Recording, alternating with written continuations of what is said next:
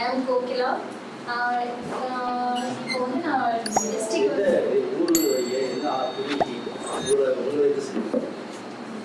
Pudukkottai district sir. College படிக்கும்போது ஒரு case என்கிட்ட வந்தது. Full and full PCOD case. அப்போ 3rd இயர் தான். அந்த அளவுக்கு நமக்கு மெடிசன் மட்டும்தான் தெரியும். இந்த அளவுக்கு கவுன்சிலிங் அப்ரோச்சிங் எதுவும் தெரியாது. அவங்களுக்கு பிசிஓடிக்கு ட்ரக்கு மட்டும்தான் நான் கொடுத்தேன். அப்போ வில்லேஜ் சைடுங்க அப்படிங்கிறப்போ அதாவது மந்த்லி அவங்களுக்கு வந்து ஃப்ளோ வந்து ஒரு நாள் மட்டும்தான் இருக்காது. மற்ற எல்லா நாளுமே அவங்களுக்கு வந்து ஃப்ளோ இருக்கும். அதாவது ஸ்டார்டிங் எப்படி இருந்ததோ எண்ட் ஆஃப் த பீரியட் வரைக்குமே அவங்களுக்கு அதே ஃப்ளோ அப்படியே மெயின்டைன் ஆகுது.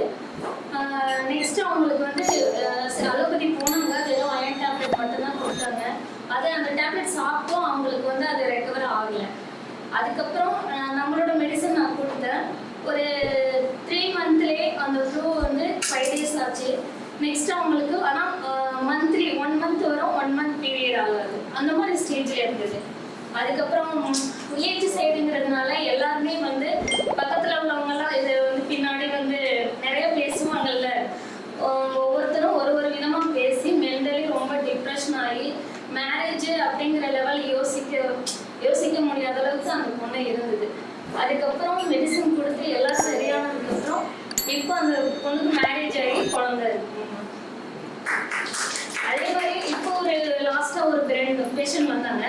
அவங்களுக்கு வந்து நம்ம என்ன கேட்டாலும் அவங்க எதுவுமே சொல்ல மாட்டேங்கிறாங்க.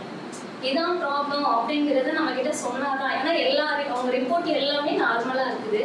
பட் அவங்க எதுவுமே வந்து சொல்ல மாட்டேங்கிறாங்க. அப்போ நம்ம அவங்களுக்கு எந்த மாதிரி கவுன்சிலிங் கொடுக்கணும் அப்படிங்கிறது எனக்கு தெரியல. ஸோ இப்போ அந்த கவுன்சிலிங் நம்ம கொடுக்கலாம் அப்படிங்கிற ஒரு கான்டென்ட். தேங்க்யூ.